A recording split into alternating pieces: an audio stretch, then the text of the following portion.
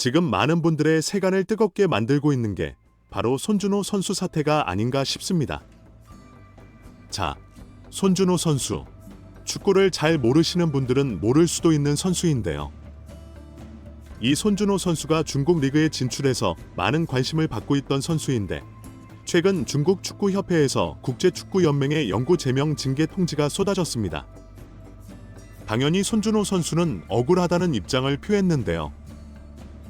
이 손준호 선수가 생명마저도 사라질 위기라고 합니다.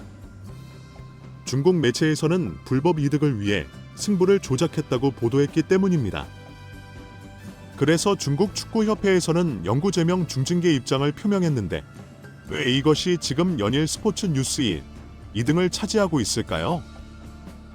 알고 보니 손준호 선수가 돈까지 받았다는 이야기까지 쏟아지고 있는 상태입니다. 결국 손준호 선수는 중국에서 금전적 제재를 당했었고 한국으로 돌아와 긴급 인터뷰와 기자회견을 크게 갖기도 했습니다. 아마 보신 분들도 계시겠지만 그는 기자회견장에서 오열을 했거든요. 손준호 선수가 오열할 정도로 자신은 너무나 억울하고 자신은 피해자이며 이 상황이 너무나 믿기지 않는다며 이런 반응을 보였습니다. 결국 충혈된 눈으로 기자회견장에서 그야말로 안쓰러움을 자아내기도 했습니다. 자, 손준호 선수의 입장문과 1대1지의 응답 전문을 보면 굉장히 의아한 점이 많았습니다. 20만 위안을 받은 건 맞지만 불법적인 것은 절대 아니다. 그러니까 승부 조작으로 돈을 받고 승패를 결정했다는 것에 대해선 돈은 받았지만 불법은 아니라고 했습니다. 증빙 자료는 하나도 없지만 내 말은 다 진실이라고 주장했습니다. 무슨 말일까요? 자, 빠르게 한번 보자면 손준호 선수의 입장문에서 이렇게 이야기했습니다. 막상 자리에 앉으니 운이 떨린다면 조금 긴 이야기가 될 것 같다고 말했습니다. 그는 중국 공안에게 체포당할 당시 정말 당황스러웠다고 이야기했습니다. 너무 놀랐다고 해요. 특히 가족들이 지켜보는 상황 속에서 체포를 당했는데 황당한 건 체포 이후라고 합니다. 공안은 이제 한국말로 경찰이라고 할 수 있는데 중국 경찰이 한국말로 뇌물수수 혐의라고 적힌 문서를 보여줬다고 해요. 무슨 말인가 싶었다고 합니다. 정말 당황스럽고 어이가 없었다고 해요. 나는 그런 적이 없다고 결백을 주장했는데 체포된 지 몇 시간이 지나서야 한국말을 할 줄 아는 통역이 왔다고 합니다. 무슨 일이냐고 질문하자 죄를 지어서 수사를 받아야 한다는 말을 들었다고 해요. 그래서 굉장히 또 한 번 당황했다고 합니다. 그는 나는 죄를 짓지 않았다고 결백을 주장했는데 드라마에서 본 것처럼 변호사가 필요하여 고용하겠다고 말했습니다. 그런데 공안 통역은 큰 일이 아니다. 변호사가 필요하지 않다고 했기에 변호사를 신청하지 않았다고 합니다. 한참이 지나도 영문도 모른 채 갇혀 있었다고 해요.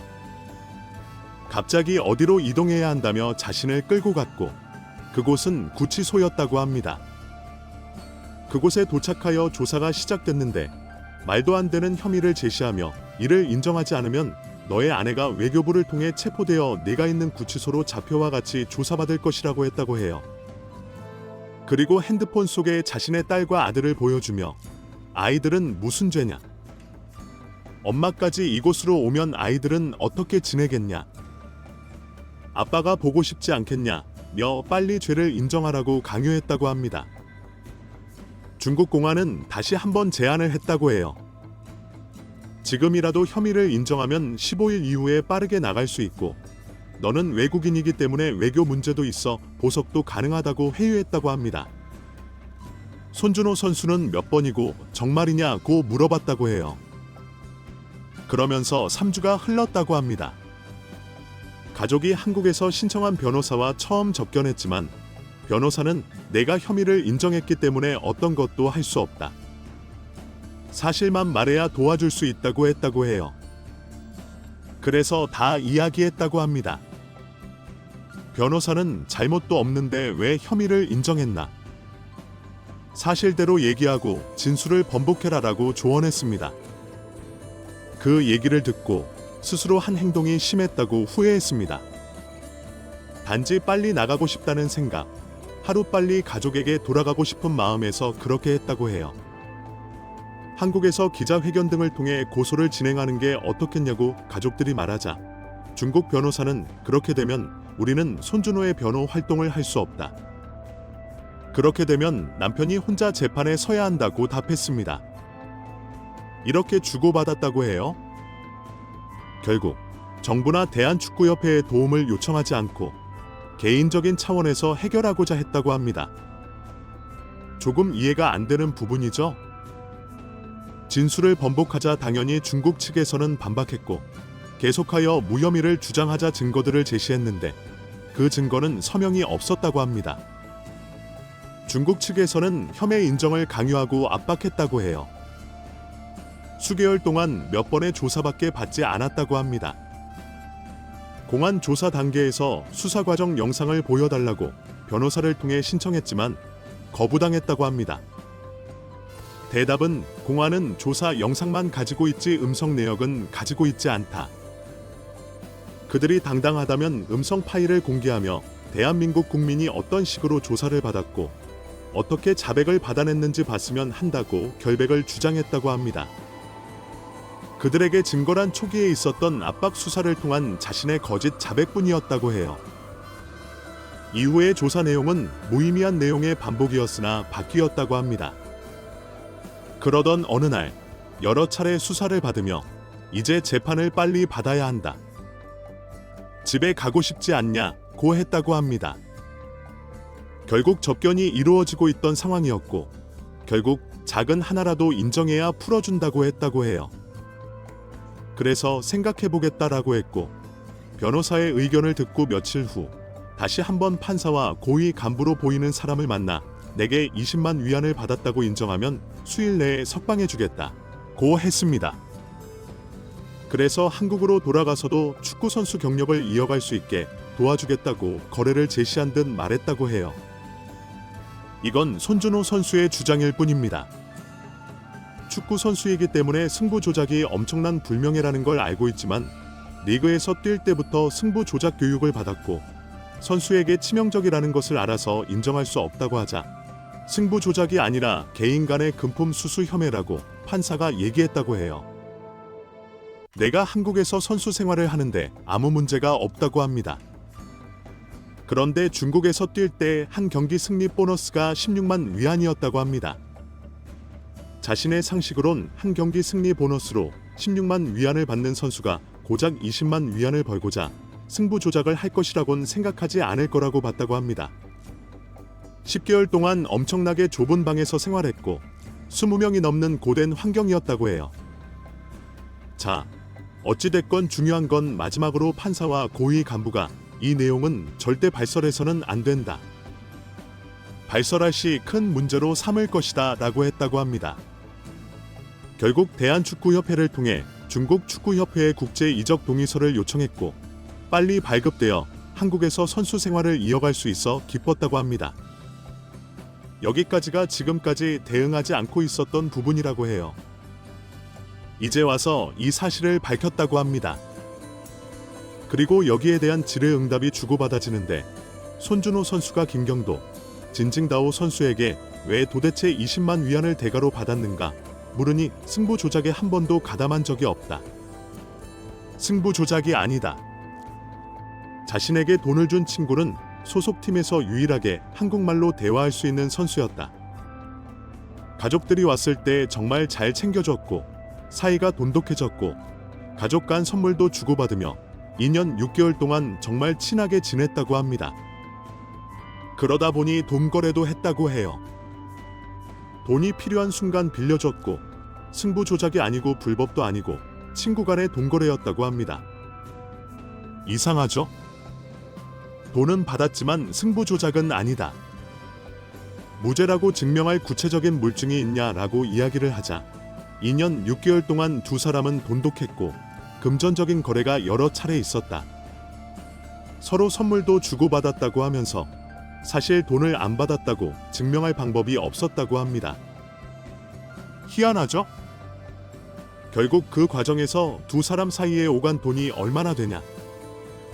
그 돈이 20만 위안에 미치지 못하면 주고받은 내역을 보여주면 되지 않냐라고 말하자 중국에서는 위챗이란 걸 사용하는데 카카오페이 같은 거다. 그게 없으면 계산을 할 수가 없는데 위챗이 없을 때 손준호가 대신 빌려줬다고 합니다. 그게 한국 돈으로 500원이 될 수도 있고 1000원이 될 수도 있어서 그걸 다 계산해 보지 않았다고 합니다. 판사가 혐의를 인정하라고 강요했다고 주장하는데 이를 발설하면 곤란해질 것이라고 했지만 지금 이렇게 밝혀도 문제가 없냐라고 말을 하자 서로 이야기를 하지 않기로 했던 거다. 그런데 중국 협회에서 먼저 발표를 했다. 그래서 나도 말해야 하는 상황이 왔다. 이제 숨길 게 없다. 뭐 이런 얘기를 합니다. 결국 공안에 체포될 당시 터무니없는 근거를 제시했다고 했는데 그게 뭐냐고 묻자 그 친구와 돈이 오간 것에 관해 이야기를 했다고 말을 합니다. 돈이 오간 내역을 본인에게 보여줬냐고 하자 그 친구와 위챗, 경기, 또 어떤 문서와 같은 것들, 연락한 내용 그런 게 있지 않냐고 묻자 공안에서는 그런 자료를 하나도 보여주지 못했고 나의 거짓 자백만이 그들의 증거였다고 합니다. 아니, 뭔가 이해가 안 되죠? 공안이 근거를 제시했다고 했는데 뭘 보여줬냐고 하자 그냥 자신의 거짓 자백만이 문제였다고 합니다. 거짓 자백을 하기 전에도 체포될 때 근거를 제시했다고 했잖아요. 뭔가 말이 약간 의문스럽죠. 결국 중국에서 한국으로 돌아올 때 무혐의 확인은 왜 가지고 오지 못했냐고 하자 그런 걸 가지고 올 수가 있냐. 일단 그게 당시 중국말로 써 있었다. 통역하시는 분이 한국말을 잘 못했다. 중국말로 듣고 한국말로 이야기할 때 잘 못 알아들었다. 절차나 안내나 이런 걸 전혀 못 받았다고 말하며 판결을 받고 나왔습니다. 궁금하지 않았다고 합니다. 판결이 무죄냐 유죄냐고 묻자 금품 수수 혐의를 인정하라고 했고 김경도에게 받은 걸 인정하라고 하여 9개월 이상 구금이 되었고 10개월로 마지막 협상을 하고 나왔다. 뭔가 말이 교묘하게 좀 동문서답이 있지 않습니까? 무죄냐 유죄냐는 거에 대해서 본인이 협박을 받았건 뭐건 유죄면 유죄, 무죄면 무죄라고 해야 하는데 애매하게 대답을 합니다. 결과적으로 유죄가 맞다라는 거죠. 형량 협상을 했다라는 걸 질문을 받자 10개월로 인정을 하고 해석할 방법은 그거밖에 없다. 판결문에 대해 질문하자 없다라고 합니다. 아니, 어떻게 재판을 진행했는데 판결의 결과가 없냐고 하자 그 전에 내게 협상한 건 뇌물수수 혐의, 금품 수수 혐의를 인정하라고 해서 그랬다. 그걸 인정한다고 하니 마무리가 돼서 나온 거다. 그렇다면 한국에서처럼 집행유예 등이 있었냐? 없었다라고 합니다.